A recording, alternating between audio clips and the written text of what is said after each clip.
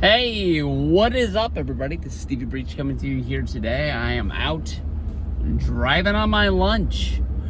This topic has honestly been out in the wrestling world for, I think, well over a week. That Shane McMahon is putting his feelers out to AEW about being brought into the company.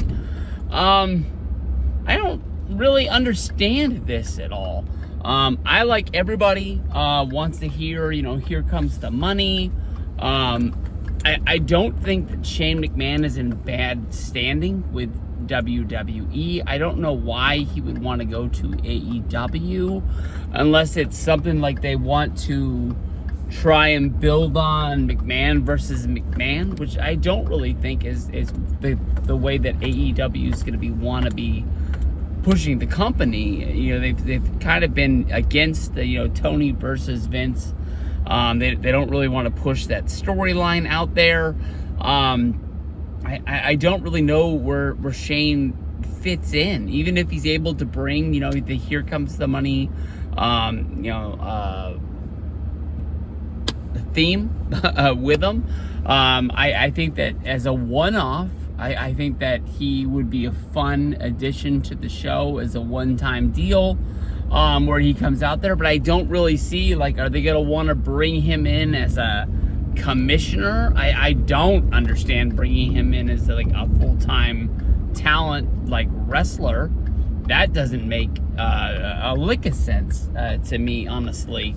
I think that Shane, as a guy who can have a match, on a WrestleMania or a SummerSlam, maybe in addition into a Royal Rumble. Although I think the last Royal Rumble he competed in, I think that they sent him home after, because I guess he was a competitor, but at the same time he was also a agent for the match, and I guess he booked himself to look really strong, and it didn't really make sense in the long run. And I guess some people that were in the match, as well as some people that were in the company, this doesn't really make any sense.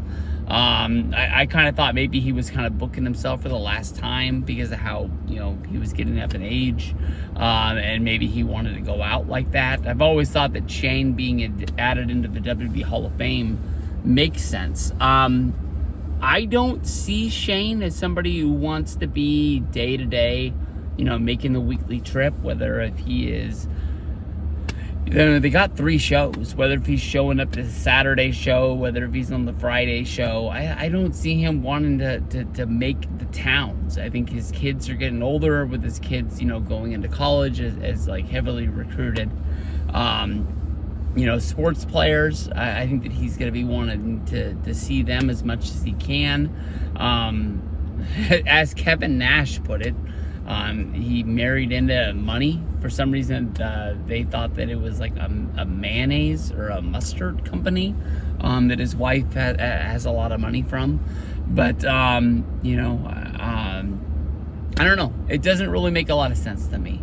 I don't see AEW wanting to use Shane as a one-off. I don't see that, him wanting to come in as a commissioner. I don't really understand Shane thinking that he can be a full-time wrestler. So I don't know. The story really doesn't make any sense to me, unless the McMahon drama is way worse than we think it is. And we're gonna see it in some Lifetime movie, or hopefully we'll see it in a real Hollywood movie someday, the McMahons, and really show what it was like behind the scenes. I don't know, this is way off topic. If you've been watching the show Clipped, which is about the Clippers, when Donald Sterling did what he did and he had to sell the team, at the same time the Clippers are in the playoffs. They're a heavily favored team to win the NBA Finals. Really good show if they could pull off something like that with the McMahons. They've done the OJ trial, they've done the Cole Clinton Lewinsky deal.